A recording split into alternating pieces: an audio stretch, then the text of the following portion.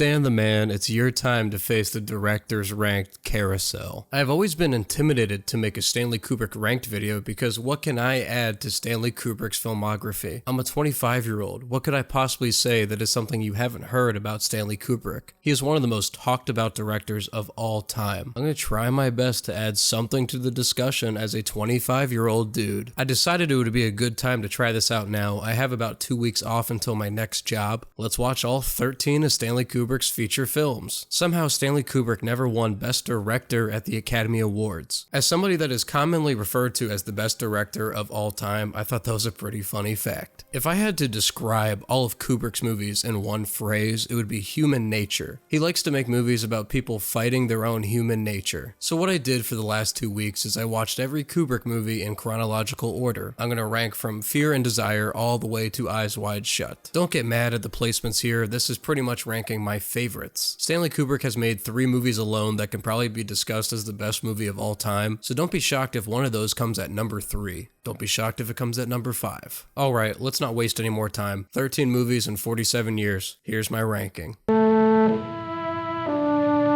The start to a directing titan's career wasn't a fantastic start, which is totally okay. Fear and Desire is a film about some soldiers that crash land and are looking for safety with potential enemies surrounding them. I had 2 initial thoughts very quickly while watching this film. It feels like a home movie he made with his friends. Like, yeah, it's professionally made, but the landscapes make me feel like it was shot in a friend's backyard. I understand that's not true at all, but that's the vibes I was getting. The second thought I had was I was really impressed by how he was able to establish a scene. That's a true skill that not all directors have mastered, but within about 4 minutes of this film, I know every piece of context needed to be hooked into this film. Stanley is able to establish that there was a crash. But maybe they saw a plane back there. There isn't much left of it to see. People are looking for them, they have no weapons, and there are trust issues. It's another anti-war film, later making a few others, but it tackles your typical anti-war themes, like trauma. One quote I really liked in this film was someone said after the crash landing, they felt like they walked out with a different head. We also get a few different perspectives on life and death through the eyes of the soldiers. My main issue with this film is everyone speaks a little too poetic. I'm not sure yet whether even we've come back. I think we've all traveled too far from our own private boundaries to be certain about these other things anymore. It never feels like a film. It feels more like a play, if that makes any sense. The editing is very choppy as well. Not the greatest debut, but that's perfectly fine. We aren't quite there yet on Kubrick mastering his craft, but it's still early. I enjoyed Killer's Kiss, I really did. This film is about a boxer that falls in love within 2 days with a woman attached to a dangerous man. Please, just another chance. No. No chance, no nothing. Please. I love films that take place in a very short amount of time and are a product of odd circumstances. The love aspects worked for this film very well, and you can buy the romance, especially as our protagonist comes to the lady's aid. Killer's Kiss feels a lot more professional. The dialogue isn't as poetic as Fear and Desire, which is a good thing. I don't have too much to say about this film besides the villain being extremely fun to watch. The long fight scene towards the end of the film is just solid fun. I don't think I'd label this as a Kubrick gem, but it's definitely worth your time. Spartacus is an epic that I've always been scared to watch. It runs about 200 minutes, but this shouldn't be a problem for me. I love Barry Lyndon at a similar runtime. It is a grand epic, but I do believe there are better epics to watch. I love the score, especially during the romantic scenes, and I really do love the romance scenes as well. Kirk Douglas and everyone involved in this film are all magnetic. I love the bittersweet ending to this, but it just doesn't grab me like other epics have in my movie watching history. I think maybe if I watched this in a theater, I would enjoy it more, but I wouldn't view this as negative criticism. This is one of those just not for me movies. I wish I had more to say.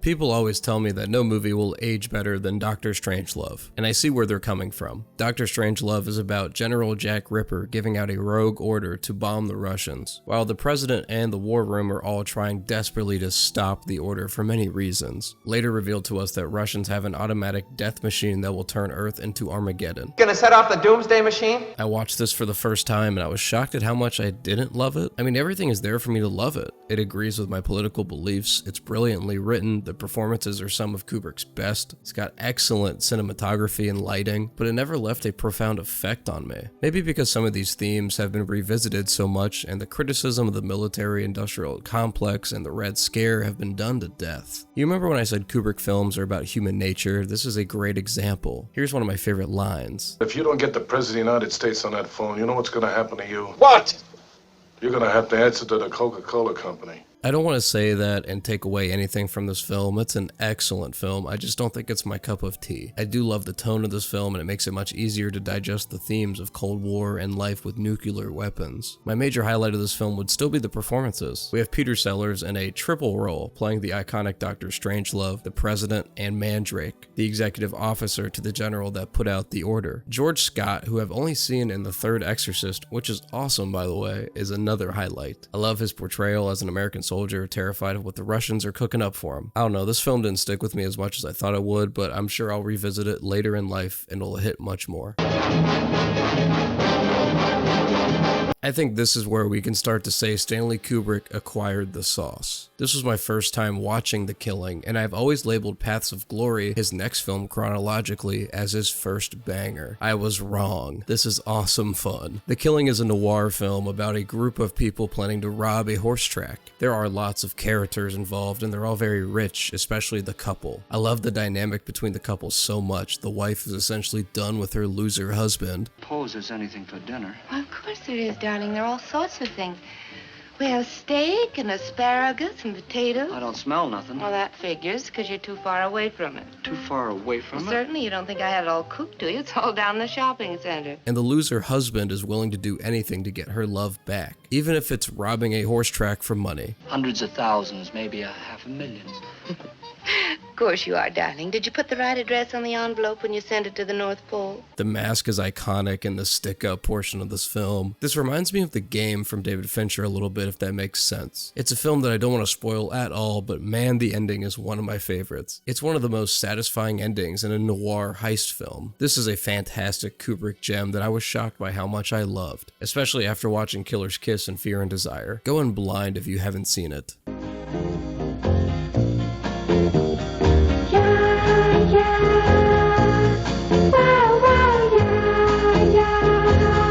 This has been a blind spot for me. Strap in, this film is about a man that falls in love with his temporary landlord's daughter, Lolita. I don't think the novel or the film is trying to get at any deeper meaning here behind the taboo. I really do believe this film is all in the storytelling elements and the performances, and man is it great. It's subversive, it's funny, it's jaw-dropping, it's a great time. It's another good Kubrick movie about human nature and how he's battling his human nature. One thing I love about this movie is the score for the character Lolita.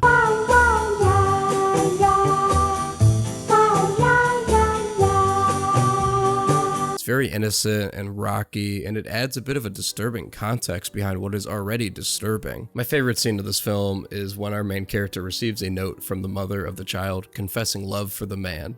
You see, there is no alternative. I have loved you from the minute I saw you.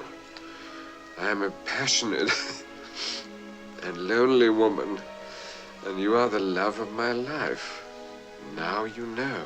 It's so obvious he couldn't care less about this woman, and that shows in his performance from James Mason, which makes all of this so much more profound. He's just absolutely mocking her. Kubrick absolutely killed the directing in this film as well. I love the framing of a lot of shots in this film, especially this one where he's in bed with the mother. It's an intimate scene, but it's all about manipulation, and we see Lolita in the background. Just all kinds of madman masterclass frame composition in this one. Shelley Winters as the mother is also a standout, absolutely nailing the lonely widowed woman. You can tell there is no special connection besides the fact that he's an available man, and that's all she wants at this point. An available man to give her the love that she once felt. It's definitely an odd film in his filmography, but still a worthy Kubrick entry. I still love this film.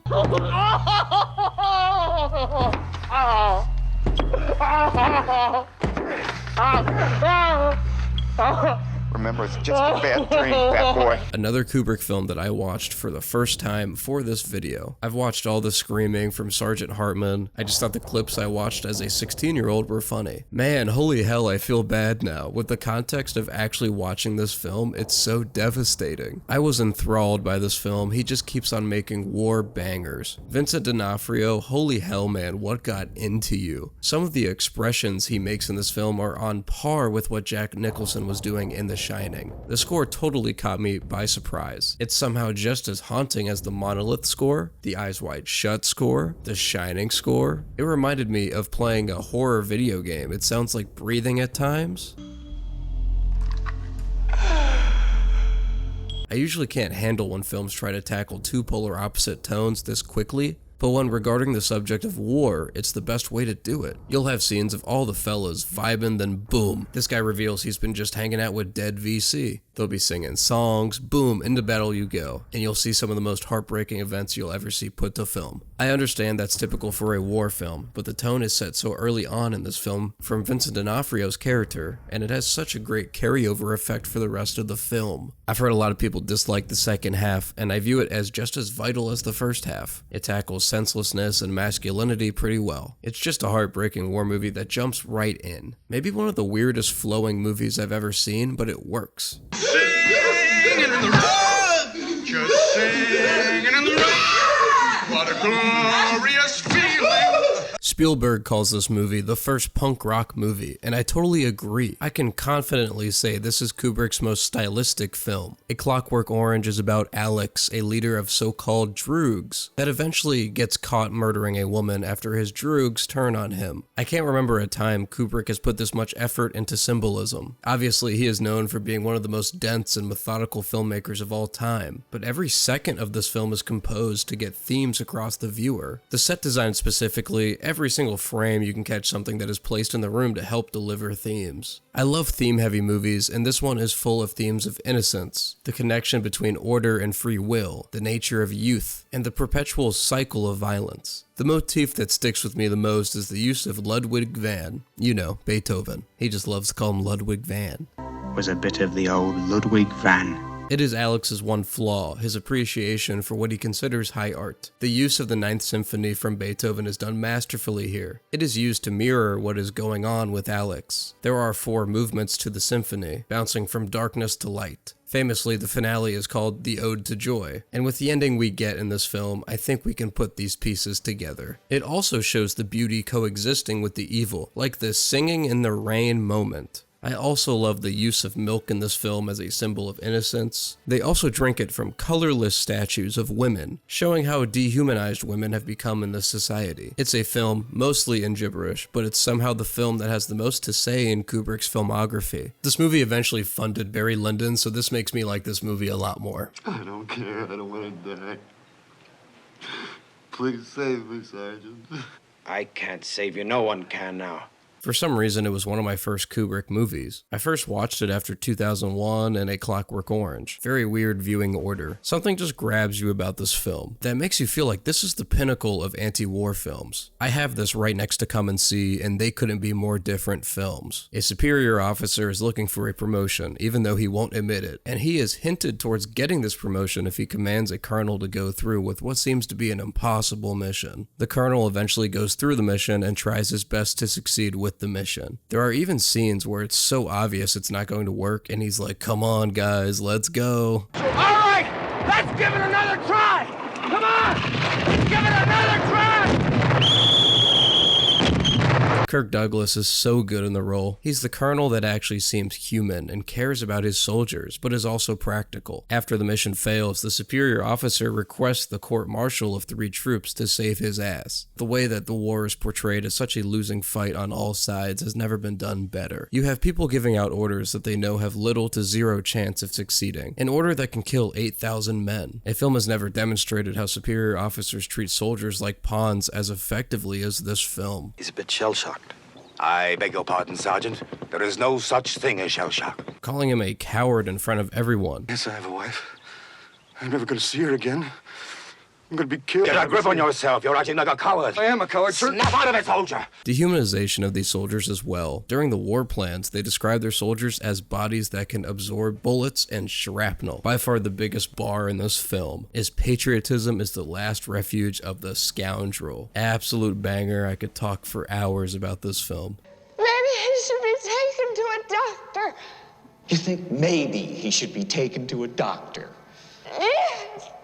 When do you think maybe he should be taken to a doctor? Fun of me, this is somehow the first time I've watched The Shining. I knew all the beats to the film, but never sat down and watched it in full. After watching this film, it lived up to the hype and more. Jack moves into the Overlook Hotel for 5 months to watch over the property with his family, and he goes a little stir crazy, and his son has a little shine to him. Let's get this out of the way. Kubrick definitely has made a masterpiece in every single genre he has touched. I don't think there is a better psychological horror movie than this movie, The Shining. This is a masterclass in tension building and patient filmmaking. The score adds to the creepiness, but let's get another obvious thing out of the way. Kubrick's best performance from an actor is Jack Nicholson, no question. There is no better person to be casted in this role. Almost like Jim Carrey, there is no actor that can manipulate his face to show such a wide range of crazy like Jack. This is him at his absolute peak popularity too, being in films like Chinatown and One Flew Over the Cuckoo's Nest, just an absolute star. Shelley Duvall is just as good in the performance too, and her manic state is what sells you to be so terrified by this film. I love the loose themes of abuse in this film, but other than that, I think this movie is really just good at showing you a terrifying story. The production design is up there with A Clockwork Orange. I mean, the carpet itself is one of the most iconic production design decisions of all time. It's The Shining. It's another Kubrick film showcasing every genre, belongs to Kubrick, and every other filmmaker is just renting the space.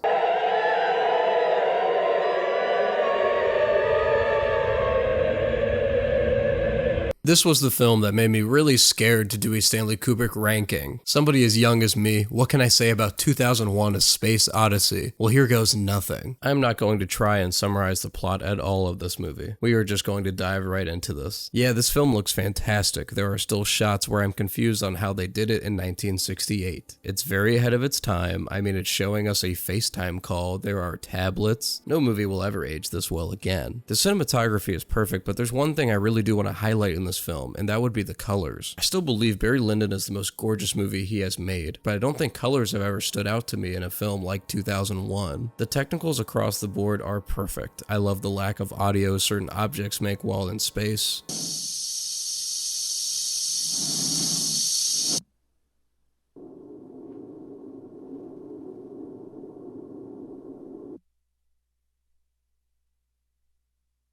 The sound design across the board is fantastic. 2001 feels more like an opera than a film at times. I do have some take-home messages about the themes. I love what it's saying about humanity and technology. This is about my third or fourth viewing, and this time it really stood out to me how much it's showing technology being inversely correlated with humanity. As the film goes on, and as evolution is taking place, as technology is getting more advanced, the humans are doing less. The monkeys at the beginning have absolutely zero help from technology. Then they get tools, then we go into space, and you really see how little the humans are doing. Hal is iconic to me. He's one of the most iconic villains in movie history, as funny as that sounds. 9000 series is the most reliable computer ever made. No 9000 computer has ever made a mistake or distorted information. It's a horrific opera, and the score for The Monolith specifically is up there as one of the most unsettling you could ever hear.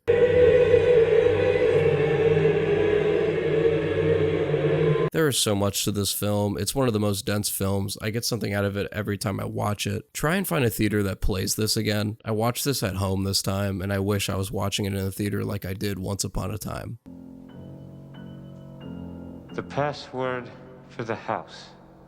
Another Kubrick film that I feel like people are kind of scared to watch. I understand Kubrick was famous for making cuts up to the release date, and he died before the film came out, but I'm still shocked at how much I loved his last film. I will admit, I did not rewatch this film for the video. I just watched this in theaters at midnight about 2 months ago. The first time I watched this was in my apartment alone at like 1 a.m., and that music has stuck with me ever since.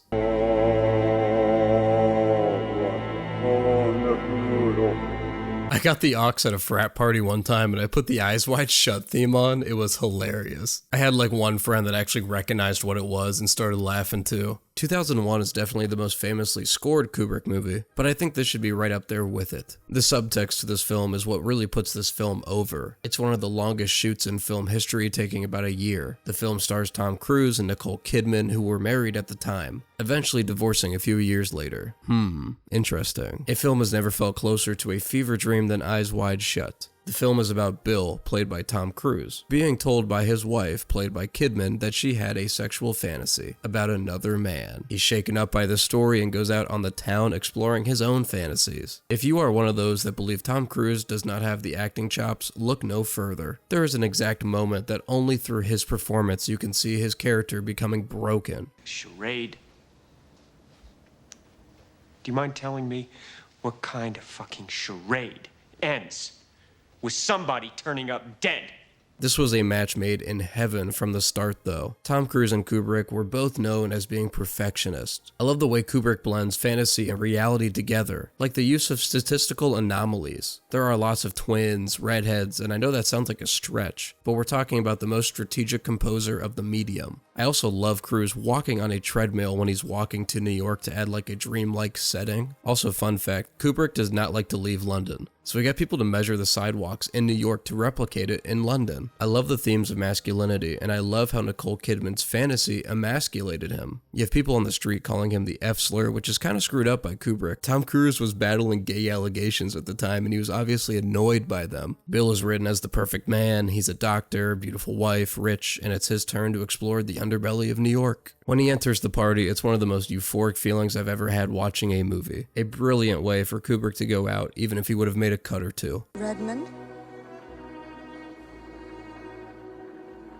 In my head at some point, it was a three-way tie between 2001, Barry Lyndon, and Eyes Wide Shut. Look, I know this is just a weird me thing. This is my favorite Kubrick movie, Barry Lyndon. I have always viewed this as my favorite Kubrick movie. It has always left a profound effect on me. It is simply put the most badass period piece ever put to screen. It takes every frame a painting to a literal meaning. The performance from Ryan O'Neal is one of the best in a leading role. The way he radiates confidence and goes through this entire roller coaster of the rags to riches life is so well done. It's hard to even collect my thoughts after watching Barry Lyndon. The use of candlelight has never looked better. They even had to make a specific lens for this film to be shot with the candlelight. It is a legitimately hilarious movie. I don't think enough people give it credit for being so funny, especially the scene of the robbery. Mightn't I be allowed to keep my horse?